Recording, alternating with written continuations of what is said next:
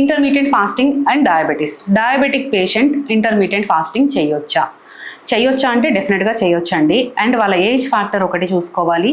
డెఫినెట్గా వాళ్ళ clinical reports, వాళ్ళ షుగర్ లెవెల్స్ ఎంత ఉన్నాయి, ఇఫ్ పాసిబుల్ వాళ్ళ కనుక షుగర్ లెవెల్స్ చాలా ఎక్కువగా ఉన్నాయి అనుకుంటే కనుక డెఫినెట్గా స్టార్ట్ చేయొచ్చు.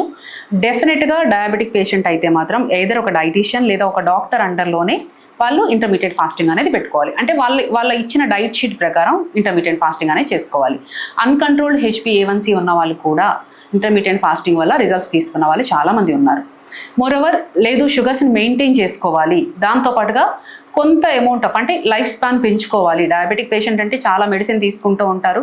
అప్ టు ఒక 5% అనేది 5% ఆఫ్ లైఫ్ స్పాన్ అనేది తక్కువగా ఉంటుంది దానివల్ల. సో ఎవరైతే ఇంటర్మీడియట్ ఫాస్టింగ్ చేసుకుంటూ ప్రాపర్ డైట్ షీట్ అనేది పెట్టుకొని అది ఫాలో అవుతూ ఉంటారో వాళ్ళకి లైఫ్ స్పాన్ కూడా పెరిగే ఛాన్సెస్ ఉంటాయండి. అండ్ వాళ్ళు మాత్రం must and should complex carbohydrates డైట్లో యాడ్ చేసుకోవాలి. అన్వాంటెడ్ షుగర్స్ కానీ ఏదో 8 అవర్సే తీసుకుంటున్నాం కదా అని అన్ని ఫుడ్స్ తీసుకోకూడదండి. ఆ టైంలో కూడా వాళ్ళు డయాబెటిక్ ఫుడ్సే తీసుకోవాలి. వన్స్ డయాబెటిక్ పేషెంట్ ఎవరైనా స్టార్ట్ చేస్తున్నారు ఇది చేద్దాము అనుకున్నప్పుడు మాత్రం డెఫినెట్గా డాక్టర్కి ఒక ఒపీనియన్ తీసుకొని స్టార్ట్ చేయాలండి. ఎందుకంటే డాక్టర్ పెట్టుకునే డ్రగ్స్ ఉంటాయి, లైక్ షుగర్స్కి వీళ్ళకి నార్మల్గా ఇస్తారు, వీళ్ళు ఇలా స్టార్ట్ చేస్తున్నారు అన్న విషయం లైక్ కన్సల్టెంట్కి తెలియాలి కదా. సో అందువల్ల డాక్టర్ గారు అడ్వైస్ చేసిన డోసేజ్ తీసుకుంటూ మెడిసిన్ దాని ప్రకారంగా డైట్ షీట్ అనేది ఫాలో అవ్వాలి.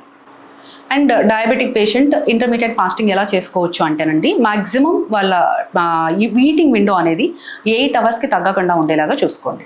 అండ్ ఈ 8 అవర్స్లో కూడా మనం బిఫోర్ బ్రేక్ఫాస్ట్ వచ్చేసి, అంటే మన బ్రేక్ఫాస్ట్ ఇప్పుడు 10 to ఈటింగ్ విండో 6 o'clock వరకు ఉంది అనుకుందాం. ఈ 10 o'clockకి బిఫోర్ వాళ్ళు ఏదైనా కొంచెం గ్రీన్ టీ కానీ ఇలా 50 calories కంటే తక్కువగా వచ్చే వాటిని మనం నెగిటివ్ క్యాలరీస్ అంటామండి. అవి వాటి నుంచి ఎక్కువగా క్యాలరీస్ రావు మనకి. సో అటువంటప్పుడు వాళ్ళు గ్రీన్ టీ కానీ లేదా ఏదైనా కొంచెం సినమోన్ వాటర్ కానీ లేదా సినమోన్ టీ కానీ జీరా వాటర్ కానీ అలా ఏదైనా క్లియర్ లిక్విడ్స్ అనేవి బిఫోర్ బ్రేక్ఫాస్ట్ వాళ్ళు తీసుకోవచ్చు. 10 o'clockకి బ్రేక్ఫాస్ట్ స్టార్ట్ చేసుకోవచ్చు అండి. బ్రేక్ఫాస్ట్లో కూడా ఏదో కొంచెం మిల్లెట్ దోశ కానీ లేదా కొంచెం క్యాలరీస్ వచ్చేలాగా లైక్ ఫైబర్ కూడా ఉండేటట్లుగా పెసరట్టు అటువంటివి ఇంక్లూడ్ చేసుకోవడం అండ్ 2 egg whites అవి ఇంక్లూడ్ చేసుకోవడం అలా తీసుకోవచ్చు. అండ్ 3 meals కూడా పెట్టుకోవచ్చు వాళ్ళు. లంచ్ డిన్నర్ కూడా దీనిలో ఉండొచ్చు. అండ్ లంచ్లో వచ్చేటప్పుడు కొంచెం బ్రౌన్ రైస్ కానీ జోవార్ కానీ కొర్రలు కానీ అటువంటివి కూడా యాడ్ చేసుకోవచ్చు. అండ్ దెన్ డిన్నర్లో వచ్చేటప్పటికి కొంచెం పుల్కాతో పాటు ఏదైనా రాజ్మా కర్రీ అలా ప్రోటీన్ ఉండేలాగా, ప్రోటీన్ అండ్ కాంప్లెక్స్ కార్బోహైడ్రేట్స్ ఉండేలాగా చూసుకోవచ్చు. అండ్ ఇన్ బిట్వీన్ ఏదైనా కొంచెం డ్రై నట్స్ అవి కూడా తీసుకోవచ్చు అండి.